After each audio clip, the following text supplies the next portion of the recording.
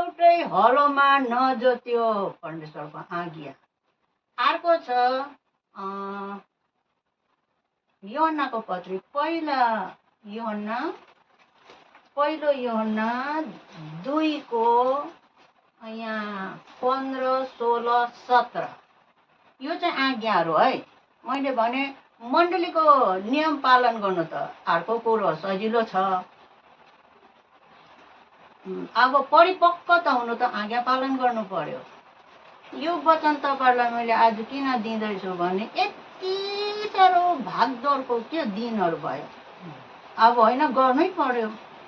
अब भागदौडको समयमा यो कुरा चाहिँ तपाईँहरूले नबिर्सिनुहोस्। म पनि बिर्सिँदिनँ, म पनि यो प्रार्थना गरिबस्छु होइन। यो कुरा चाहिँ नबिर्सिनुहोस्। अब अहिले त यस्तो बिजी होइन, भ्याउँदैन। तर यो चाहिँ एउटा मैले त्यसको छुट्याइदिएँ नि। मण्डलीको रुल्स फलो गर्नु त सजिलो छ, त्यो एउटा कुरा भयो। यो चाहिँ आज्ञा हो।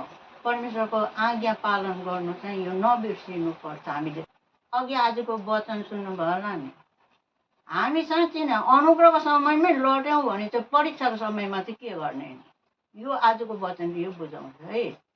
अनुग्रहको समयमा लडेको अन्त परीक्षाको समयमा के गर्ने। ल यति हो।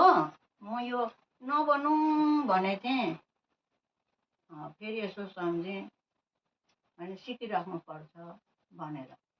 यो दुईवटा कुरो छ है। यो मण्डलीको रुल्सहरू त अब जस्तो हाम्रो इफिसियन्सको आफ्नो रुल छ, अरू मण्डलीको आफ्नो रुल छ, सजिलो छ त्यो फलो गर्नु। तर सबैभन्दा वचनमा चाहिँ आशिष चाहिँ आज्ञा पालनमै लुकेको छ है। आज्ञा पालनमै लुकेको छ। अनि यो वचन मैले आज भेट भएको बेलामा दिइराखेँ। मैले भन्नुको चाहेको चाहिँ हुलमुल छ, कुदिरहनुहुन्छ अब त्यहाँ है, सबसँग मिसेर अब हामी गर्नुपर्छ। तर यो आज्ञा चाहिँ नबिर्सिनुहोस् है। त्यति हो। अनि मैले अघि भने फर्स्टमा भने मत्ती 6को त्यहाँ अनुभव गर्नुहोस् जीवनमा। तपाईँहरूको परिवारमा जीवनमा तपाईँले गर्नु हुँदैछ कि हुँदैन, अनुभव गर्नु। किनभने गन्ती 23:19 पढ्नुहोस्। त्यो एउटा दिइराख्नु पर्यो। अब घरिघरि हामी भेट हुँदैन। हाम्रो परमेश्वर चाहिँ कस्तो हो, वचनबद्ध परमेश्वर, ढाँट्नुहुन्न हामीलाई। अनि मत्ती 6:33 हाम्रो जीवनमा परिवारमा पुरा गरिराख्नु भएको छ। मैले आज मण्डलीमा यो कुरोहरू भएको अनुभव गरिराखेको छु।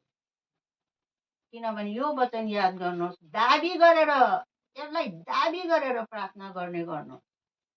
परमेश्वर हामीलाई कहिले पनि ढाँट्नुहुन्न। अर्को अयुब 36:5 त्यहाँ चाहिँ छ, परमेश्वरले हामीलाई कहिले पनि घृणा गर्नुहुन्न र हाम्रो विषयमा परमेश्वरले नजानेको कुरा केही पनि छैन।